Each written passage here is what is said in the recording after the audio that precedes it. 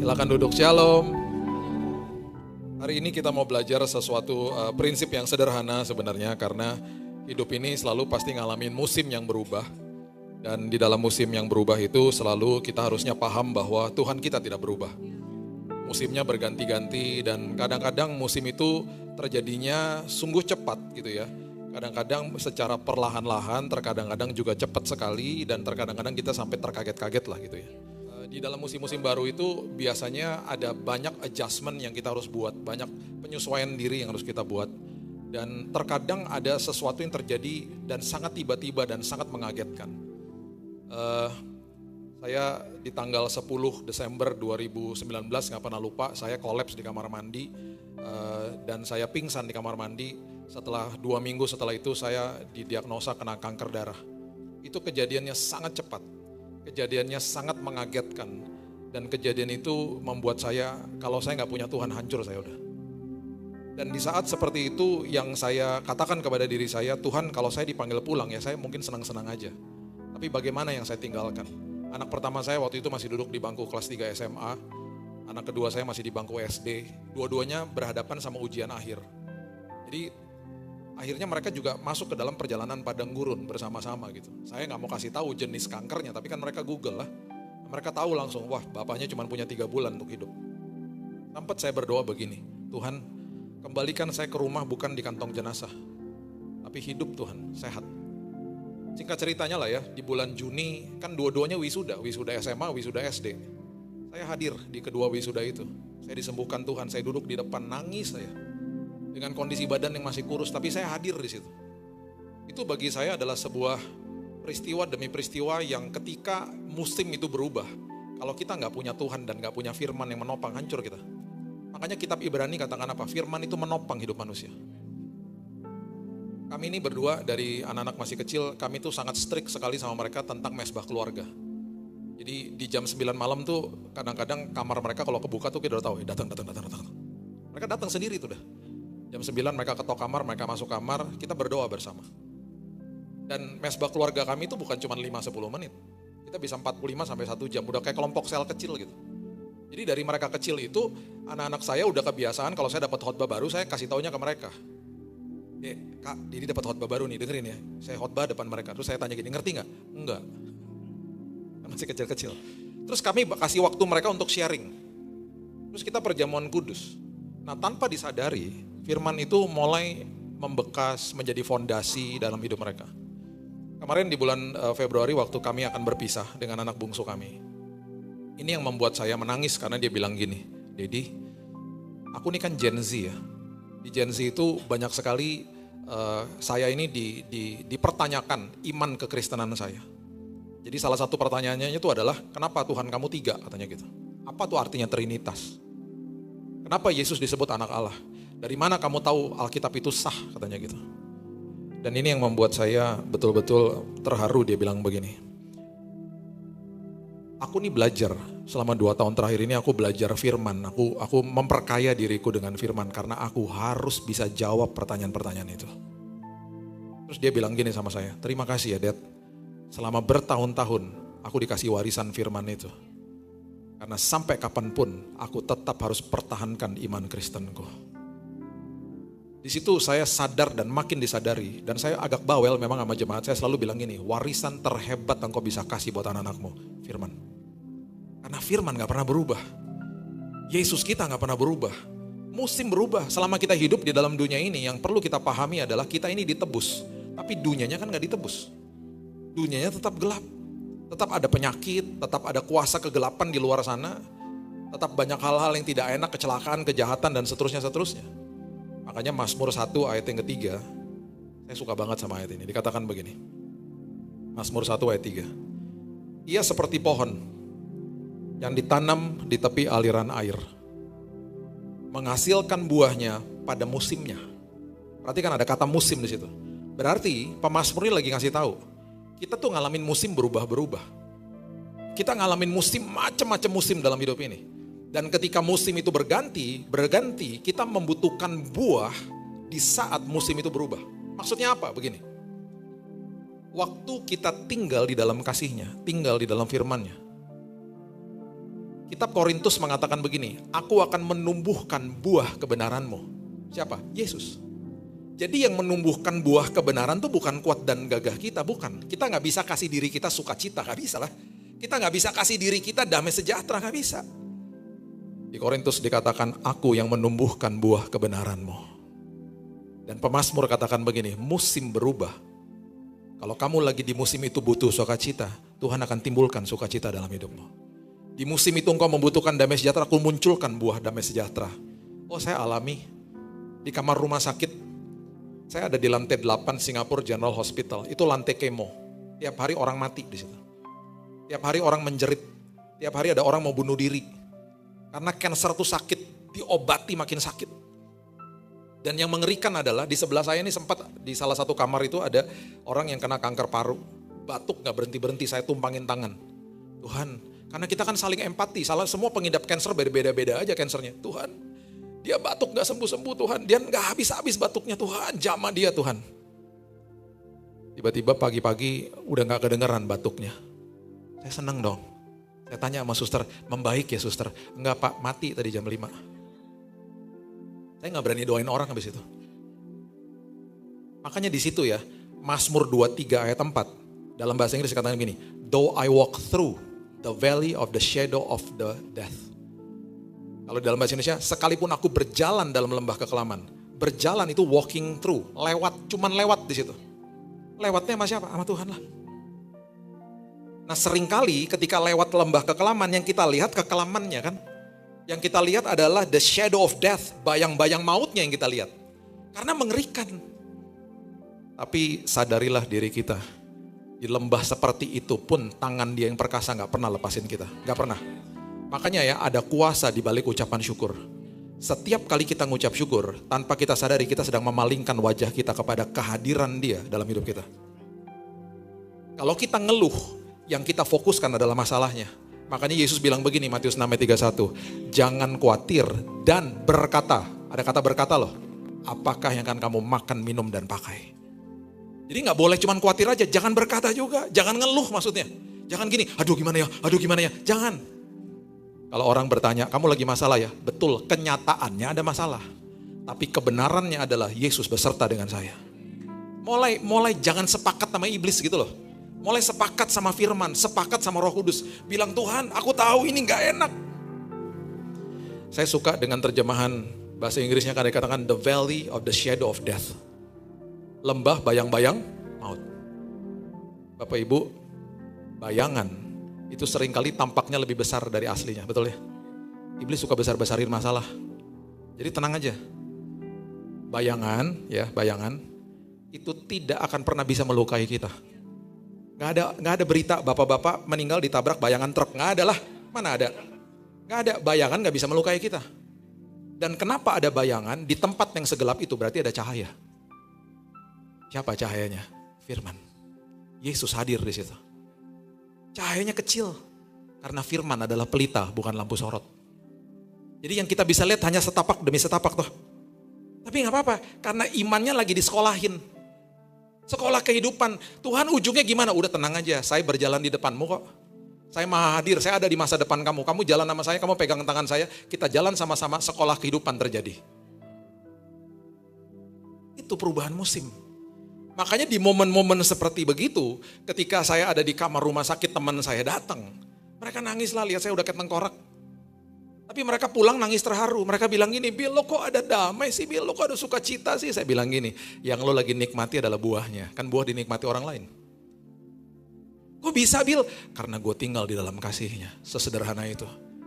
Apapun masalah, apapun pergumulan, bilang gini, terima kasih Tuhan, masalah penyakit semua bukan dari Tuhan. Ujian Tuhan datangkan dan Tuhan sebagai gurunya gak kemana-mana. Dia jalan sama kita dan dia kasih tahu terus jawabannya. Kalau ujian di sekolah kan gak ada jawabannya, harus dihafal. Kalau ini enggak, gurunya di situ, gurunya kasih tahu, tenang ya nak, kamu sedang diuji dan ujian sekolah kehidupan terjadi sepanjang hidupmu. Aku di sini sebagai guru agungmu, aku gak kemana-mana, aku kasih jawabannya. Masalahnya adalah melakukan firman susah, karena firman adalah paradoks. Firman bertentangan sama logika manusia. Oh terlalu banyak contohnya. Makanya di 1 Korintus 2 ayat 14 mengatakan sesuatu yang kita tidak pahami jadi kebodohan. Jadi firman kalau kita nggak pahami jadi kebodohan. Kalau kita ngerti firman, firman nggak jadi kebodohan. Karena yang mengerikan tuh begini, di depan kita ketika mau melakukan firman itu nggak enak. Makanya dikatakan firman itu seperti jalan yang sempit, sedikit orang mendapatinya. Jalan, kebenaran, dan hidup. Itu Yesus kan? Jalan, kebenaran, dan hidup. Jalan menuju kepada kehidupan lewat pintunya sempit. Sedikit orang mendapati. Kenapa? Karena ditampak dari depan, firman itu nggak enak dilakukan. Terlalu banyak, contoh sederhana gini.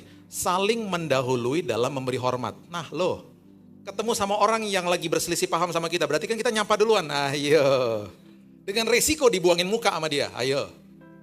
Itu baru hal sederhana tuh. Kita nyapa. Bro, dia buang muka dong, beneran dia buang muka. Buang mukanya maksimal lagi. Terus kita ngasih tahu sama teman kita, gue sedih deh. Tadi gue udah nyapa dia, kenapa sih mesti ribut-ribut ya? Tahu gak teman kita ngomong apa? Lo bego sih. Kita ngelakuin firman dibodoh-bodohin.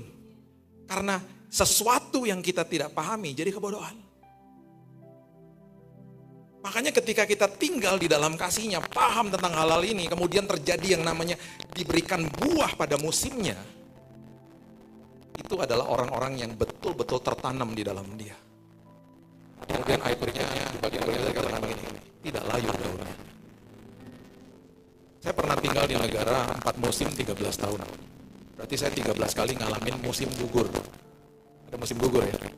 Musim gugur itu artinya pohonnya itu harus menyimpan nutrisi masuk ke dalam musim dingin.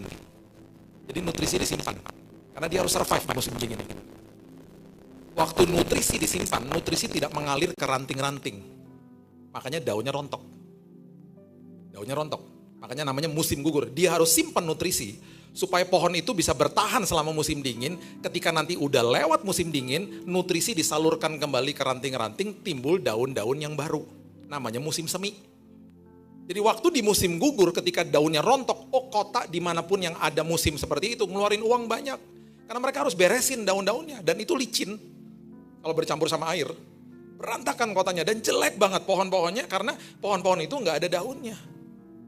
Sama seperti manusia nggak ada rambutnya. Kok ketawa sih? Jadi jelek aja pokoknya. Musim gugur itu paling gak enak deh. Nah firman Tuhan katakan apa? Tak layu daunnya. Musim berubah. Pohon melakukan penyesuaian sama musimnya. Musim berubah dalam hidup kita.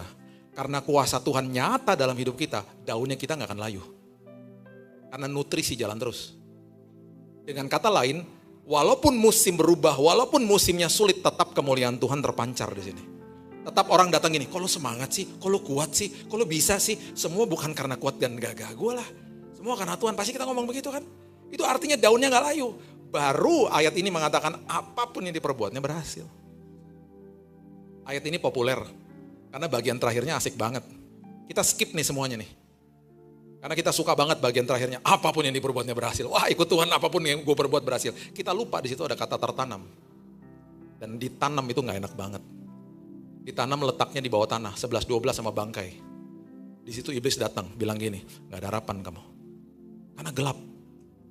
Dan ternyata yang Tuhan lagi bangun adalah akarnya ke bawah. Supaya nanti ketika di bawah tinggi kita gak akan rontok, ketika ada pujian kita gak akan sombong. Dibangun di bawahnya. Makanya musim berubah. Tuhan adalah pakarnya untuk mendatangkan kebaikan bagi anak-anaknya. Roma 8 ayat 28. Ayat yang sangat-sangat indah sebenarnya. Mengatakan begini. Kita tahu sekarang. Saya paling suka ayat ini bagian pertama ini. Karena ada kata kita tahu kapan? Sekarang. Sekarang tuh kapan? Pas sudah lewat semuanya. Kita bisa deklarasi kita tahu sekarang. Bahwa Allah turut bekerja dalam segala sesuatu mendatangkan kebaikan bagi mereka yang mengasihi Dia. Di dalam proses perubahan hidupmu, musim berganti. Ingat, Tuhan adalah pakarnya mendatangkan kebaikan bagi anak-anaknya. Dan di saat kita ngelewati semuanya itu, kita gak bisa lihat dia sedang bekerja. Kalau ada pintu tertutup, kalau ada penundaan, ada kemungkinan besar ada bahaya di balik itu. Jangan komplain. Nanti ya, banyak orang yang malu loh pas di sorga nanti. Kenapa? Karena Tuhan katakan begini, kamu ingat gak? Waktu kamu keluar dari rumah, kamu Kamu marah-marah sama suami kamu marah-marah sama istri kamu, karena ada HP yang tertinggal. Kamu mesti balik lagi. Kamu tahu gak? Itu aku yang buat. Karena di depan kamu, kalau kamu lebih cepat sekian menit, ada kecelakaan di depan. Kamu bisa terlibat di situ. Banyak bahaya dihalau sama Tuhan dan kita gak pernah tahu. Kita gak pernah tahu. Dan kita hanya selalu komplain aja. Ingat, di apapun musim hidupmu, ada kebaikan Tuhan di dalamnya. Ucap syukur aja. Karena dia maha tahu, kita gak tahu. Makanya orang yang komplain ya, berarti dia sedang ikut Tuhan yang maha tahu, dianya sok tahu. Jadi udahlah, Tuhan engkau maha tahu. Ada penundaan. Tuhan selalu kerja kok. Memang ada penundaan yang gak enak, ada penundaan yang macam-macam. Tapi selalu dibalik itu, selalu Tuhan punya maksud. Makanya musim berubah, ucap syukur aja. Karena pada akhirnya kita bisa katakan, aku tahu sekarang bahwa Allah turut bekerja dalam segala sesuatu. Sekarangnya pas udah lewat. Yang kedua, setiap kali ada perubahan, selalu Tuhan lagi ngasih tahu gini, ingat ya, saya tuh suka menggelitik saya kalau ada orang yang berdoa, minta gini, Tuhan jadikan aku segambar dan serupa. Tuhan kalau bisa ngomong dari atas dan kedengaran yang mana, udah saya ciptakan segambar dan serupa, tapi gambar dan rupa Tuhan itu ketutup sama sampah dunia. Karena pintu gerbang hati dan jiwa ini adalah mata sama telinga. Kalau dijaga, jiwa yang benar itu bisa tersiksa. Dikatakan di 2 Petrus 2 ayat 7-8 tentang Lot. Lot itu orang yang benar, karena gak menjaga penglihatan dan pendengaran, lama-lama jiwa yang benar itu tersiksa. Jadi pintu gerbangnya buat jiwa, buat roh kita tuh mata sama telinga. Pintu gerbang buat tubuh, mulut kan. Kalau mulut gak dijaga, makan makanan yang gak benar, akhirnya ya hancur juga badannya. Saya punya teman umur 30-an, minum soda tiap hari, hitungan 3 tahun, meninggal dia. Jebol ginjalnya. Jadi kalau mata sama telinga juga gak dijaga, ya rusaklah di dalam sini. Nah seringkali gambar dan rupa Tuhan itu ketutup sama sampah dunia. Karena apa yang kita lihat, apa yang kita dengar. Makanya penting firman Tuhan untuk jadi makanan setiap hari, untuk ngedetox nih sampah-sampah tiap hari nih, dikeluarin. Gitu loh. Makanya Tuhan kadang-kadang izinkan ada perubahan-perubahan dan proses supaya yang terjadi begitu. Nah Malaiki 3 ayat yang ketiga ya, ini keren banget nih ayat. Malaiki 3 ayat 3, ia akan duduk seperti orang yang memurnikan dan mentahirkan perak. Dan ia mentahirkan orang Lewi, menyucikan mereka seperti emas dan seperti perak, supaya mereka menjadi orang-orang yang mempersembahkan korban yang benar kepada Tuhan. Ini ayat dibaca sama seorang ibu. Ibu ini pergi ke tukang perak. Dia nanya tiga pertanyaan sama tukang perak. Mas, ketika Mas lagi murnikan perak, Mas taruh di mana peraknya? Ya di api lah Bu. Roh Kudus bicara sama dia. Ketika kau sedang diproses, itu rasanya seperti dibakar-bakar dalam api. Pertanyaan kedua, Mas, waktu Mas lagi memproses perak itu di dalam api, Mas ada di mana? Saya gak kemana-mana, saya pegangin Bu, sampai tongkat yang panjang. Roh Kudus bicara lagi, ketika engkau sedang di dalam proses, aku juga gak kemana-mana. Aku selalu pegangin tanganmu. Pertanyaan ketiga, Mas, kapan Mas taunya? Prosesnya selesai, dimurnikan, peraknya murni. Oh gampang Bu, ketika saya bisa melihat perak itu dan saya bercermin di perak itu, saya bisa lihat diri saya di perak itu, selesai. Roh Kudus bicara lagi sama dia. Ketika aku lihat dirimu dan aku lihat karakterku ada di dalammu, seolah-olah seperti aku bercermin. Aku lihat karakter ilahi ada dalam hidupmu. Selesai prosesnya. Naik level.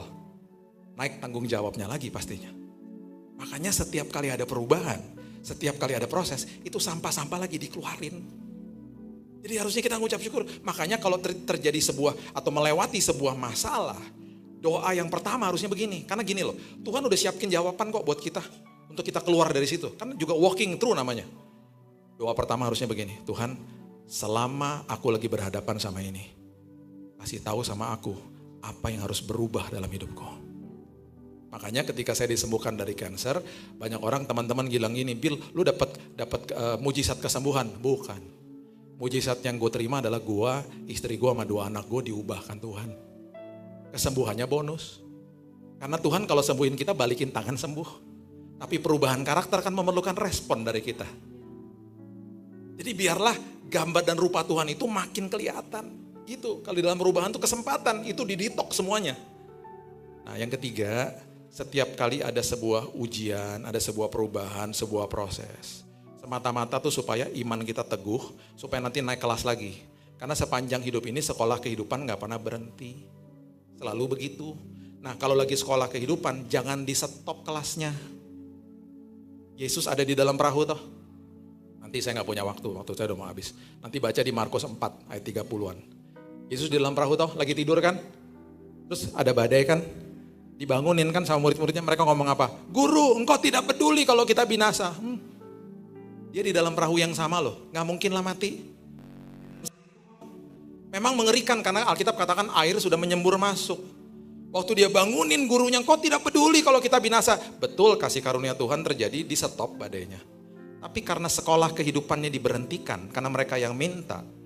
Kalau misalnya kalau sekarang gini, kalau misalnya Yesus setuju sama dibangunin sama dia harus memberhentikan badai, dia akan ngomong gini sama murid-muridnya. Guys, makasih ya guys. Hampir lo kita mati bareng. Makasih udah bangunin saya. Enggak, dia gak pernah ngomong gitu. Dia ngomong apa? Kenapa kamu begitu takut? Dan ini nempeleng banget, kenapa kamu tidak percaya? Dia ngomong gitu. Di akhir daripada kisah itu, mereka makin takut. Dan mereka bertanya, siapakah orang ini? Ketika kelasnya diberhentikan, pelajarannya gak selesai, orang akan makin bingung. Makanya kalau ada proses jangan diberhentiin, biarin Tuhan yang berhentiin. Karena itu sekolah kehidupan. Biarkan gurunya yang memberhentikan kelasnya, selesai kelasnya. Itu adalah diskresi dari gurunya. Di dalam sebuah peristiwa di mana di badai ada Petrus yang berjalan di atas air, itu gak pernah terdokumentasi murid-muridnya minta diberhentikan badainya. Diberhentikan sama Yesus sendiri setelah waktunya memang udah harus selesai. Di ujung daripada peristiwa itu, karena kelasnya selesai, mereka bilang begini, dialah anak Allah. Pengertiannya dapat, pengetahuannya dapat, pengalamannya juga dapat. Jadi kalau lagi diproses bilang ini, Tuhan selesain aja. Karena di ujung daripada ini semuanya aku diubahkan. Dan aku punya pengalaman sama Tuhan. Aku gak mau memberhentikan kelasnya. Biarin aja Tuhan. Biar aku belajar sesuatu yang sangat berharga buat aku. Itu sebabnya di 1 Petrus 1 ayat yang ke-7 mengatakan begini. Maksud semuanya itu ialah untuk membuktikan kemurnian imanmu yang jauh lebih tinggi nilainya daripada emas yang fana. Yang diuji kemurniannya dengan api sehingga kamu memperoleh puji-pujian, kemuliaan, kehormatan pada hari Yesus Kristus menyatakan dirinya. Saya ada di ketinggian 38.000 kaki, 12.000 kilometer di atas permukaan air laut sama anak saya yang pertama. Istri saya sama anak bungsu saya udah nyampe ke tujuan, saya lagi terbang sama anak saya yang pertama, lagi menyusul mereka lah. Saya kan ngerti pesawat ya, sekali lagi saya katakan tadi. Terjadi turbulensi parah lah, parah. Nah saya karena pengetahuan saya tentang dunia aviasi, tidak ada di zaman modern pesawat jatuh gara-gara turbulensi, nggak ada. Kecuali kesalahan pilot. Karena pesawat sudah didesain untuk mengatasi turbulensi. Dan saat itu memang turbulensinya parah banget. Sampai ya kita deg-degan lah ya, ini kan bukan di darat ya. Walaupun saya ngerti pengetahuan itu tetap aja deg-degannya kan kita di atas. Saya buka jendela itu saya begini-begini, buang gitu. Emang ngeri. Udah gitu semua kelihatan bahasa tubuhnya tuh mencekam semuanya pokoknya. Di sebelah kanan saya ada seorang bapak-bapak, duduknya begini juga. Di sebelah kanan kirinya ada anak-anaknya dia yang kira-kira usianya 2-3 tahun. Anak perempuan. Dua-duanya pegangan sama tangan bapaknya, karena pesawatnya gini-gini mereka berdua begini. Sambil ketawa-ketawa. Saya waktu lihat mereka begitu, saya sama anak saya jadi ketawa juga gitu. Lucu juga ya kak gitu. Walaupun kita lagi kondisi mencekam. Turbulensi ada masa waktu di mana dia akan berhenti toh. Selesai, fasten seat beltnya mati dong, tung, itu berarti udah aman kondisi. Dan kelihatan bahasa tubuhnya orang-orang udah rileks. Termasuk kelihatan nih bapaknya udah rileks gitu. Tahu gak tuh dua anak ngomong apa? Agak keras makanya kita denger. Dedi, kok udahan sih Dad? Ya elah, udahan lah. Ya dalam hati masa terus-terusan, ngeri kali Dek gitu. Bagi kita, itu pengalaman yang menakutkan. Bagi dia, pengalaman yang menyenangkan. Karena dia tahu siapa yang dia pegang, bapaknya. Nanti kalau ada badai, anggap aja ayunan. Mulailah tersenyum, bilang Tuhan, sampai kapanpun kalau aku pegang tanganmu, aku pasti selamat. Aku pasti sampai di ujung dengan selamat. Walaupun goncangannya gak enak, tapi tanganmu yang perkasa selalu menyelamatkan aku. Dan yang terakhir, di dalam semua perubahan, Tuhan lagi ngajarin prioritas. Saya ditancepin selang kemo di sini. Saya pegangin selang kemonya. Tuhan ngomong gini, Bill, udah 2 tahun aku ngasih tahu kamu. Kamu harus selesai dari yayasan kamu. Kamu harus masuk di dalam chapter baru kamu. Kenapa gak dilakukan? Ayo Bill, ayo. Aku punya sesuatu baru. Iya Tuhan, oke Tuhan. Banyak banget dikasih tahu. Ntar gini ya Bill, ntar gini. Oke Tuhan, oke. Lagi di set prioritasnya. Oke, ayat terakhir. Ayat favorit jemaat, ayat terakhir. Kecuali jemaat reward. Di sini muka-mukanya haus. Ya kok terakhir sih? Gitu, mukanya kayak gitu tuh mukanya. Makanya auranya beda lah di sini.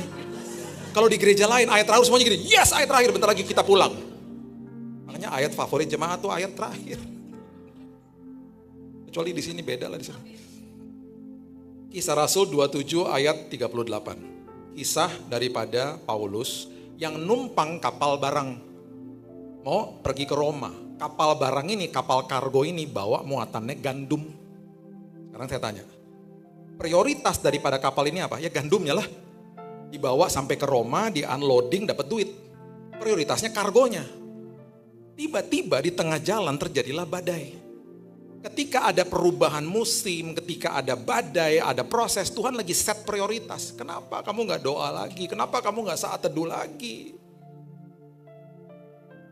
Kisah Rasul 27 ayat 38 mengatakan, setelah makan kenyang, mereka membuang muatan gandum ke laut. Untuk apa? Meringankan kapal itu. Tiba-tiba prioritasnya bukan gandumnya lagi. Tiba-tiba mereka sadar prioritasnya adalah jiwanya mereka. Kalau gue gak buang nih muatan gandum, tenggelam nih kita. Buang guys, buang aja guys. Itu prioritasnya mereka, itu kapal kargo loh. Di dalam perubahan, Tuhan lagi ngajarin prioritas. Supaya kita ngerti, apa sih prioritas dalam hidupku. Ada temennya saya. Baru beli mobil baru, warna hitam metalik. Setiap pulang dicuci terus. Satu hari kena hujan, dia gak sempat nyuci, dia lagi tidur. Mungkin mau dicuci agak sorean. Anaknya yang masih 5 tahun, seorang pria, mikir dalam benaknya, mungkin berpikir begini, udahlah aku bantuin papa. Punya maksud yang sangat baik. Dia ambil ember, dia isi sama air sabun, dia mau cuci mobilnya. Cuman gosokan mobilnya dia gak ketemu, mungkin ada di dalam mobil toh. Terus dia mungkin mikir gini, mama kalau di dapur, kalau gosok dandang pakai serabut kawat, itu mah bersih kan? Udahlah pakai serabut kawat aja. Jadi dia ambil tuh serabut kawat, dia celupin ke air sabun, dia gosok ke mobil hitam metalik. Bunyi dong, ngik. Selesai digosok sama dia siram pakai air sabun, dia menjerit. Karena dari depan sampai belakang baret lah semuanya. Bapaknya bangun, bapaknya marah banget. Dan bapaknya hampir tampar dia. Tiba-tiba ada suara ngomong begini dalam hatinya. Kalau kamu tampar anakmu, kamu akan membutuhkan tahun demi tahun untuk memulihkan hatinya. Jangan lihat perbuatannya, lihat hatinya. Dia mau nolong kamu, dia gak ngerti. Anak kamu adalah prioritasnya, bukan mobil kamu tuh barang fana. Dia berlutut, dia nangis, dia peluk anaknya. Mereka berdua bernangis. Anaknya nangis karena menyesal, bapaknya nangis karena mobilnya baret. Tapi paling tidak dia ngerti di dalam sebuah perubahan. Prioritas diberitahu. Ini terakhir nih. Saya ngalamin kecelakaan mobil. Berapa tahun yang lalu ya. Saya lagi di jalan Mampang situ lah pokoknya. Saya salah jalur lah. Saya harusnya terus, saya ada di jalur yang belok kanan. Jadi ketahan sama lampu merah. Sementara ini hijau nih jalan terus. Saya lihat di spion, jauh banget mobil di belakang. Mobil jauh banget. Jadi saya melipir. Pelan-pelan biar bisa terus. Lagi pelan-pelan jalan nih mau pelayanan ya, jam 2 siang hari Sabtu. Masuk mobil pelan-pelan, tiba-tiba motor nabrak sisi kiri saya sekeras-kerasnya, jager. Pas saya lihat ke kiri itu kayak di slow motion, orangnya mental. Gubrak jatuh. Aduh itu deg-degannya minta ampun. Saya langsung gini, tadi di spion gak kelihatan, jauh semua. Rupanya itu motor memang jauh tadinya. Semua motor mulai agak ngerem karena ngelihat saya lagi melipir ke kiri. Dia enggak, dia full speed. Karena rupanya pengendaranya ketiduran di motor. Jadi dia full speed. Dia nabrak saya, dia mental. Saya tuh deg-degan, saya pikir ini kalau ada apa-apa gimana. Waktu saya buka kaca, saya buka jendela sebelah kiri. Itu orang-orang motoris-motoris yang lain memang marah-marah sama dia. Ketahuan memang dia yang salah. Dimarah-marahin, woi. Karena mereka lihat dari belakang pastinya. Ini motor cepet banget, woi udah dikasih sen lo. Cepet-cepet banget sih gitu, tapi dia udah terjatuh nih orang. Saya waktu dengar dia memang dia yang salah, saya juga makin kesel hati saya kan. Saya pelan-pelan saya melipir ke kiri. Saya bilang gini di hati saya, Tuhan kuasai saya. Karena saya gak mau dikuasai sama emosi. Mobil saya hancur pinggirnya. Itu tabrak keras banget soalnya. Saya keluar dari mobil, saya ngeliat penyoknya, makin kesel saya. Saya datengin tuh orang.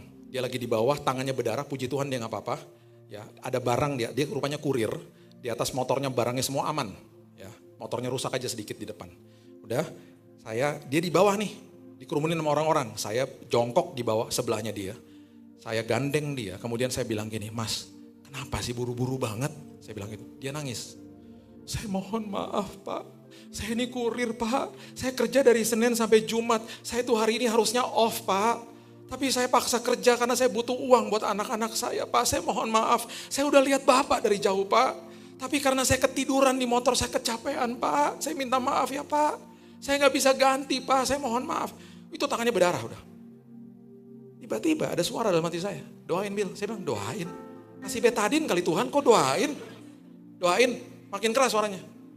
Jadi saya memberanikan diri, saya bilang Mas, mau gak saya doain? Dia juga bingung lah, doain. Cuman karena dia salah dan saya juga baik-baik sama dia gak punya pilihan dong. Dia pertama nanya, doain. Iya doain. Ya udah Pak, silahkan Pak gitu. Ya saya berdoa. Itu orang banyak. Bapak yang baik. Wah. Jamah dia Tuhan. Tuhan tolong keluarganya, buka Tuhan jalan bagi anak-anaknya. Tuhan cukupkan kebutuhan dia Tuhan. Kita berdoa tiba-tiba dia cegugukan nangis. Kita rasa hadirat Tuhan. Terjadi kebangunan rohani di Mampang. Di pinggir jalan.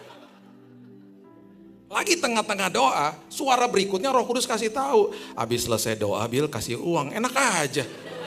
Orang dia yang salah, kok jadi gue kasih duit? Gimana sih Tuhan?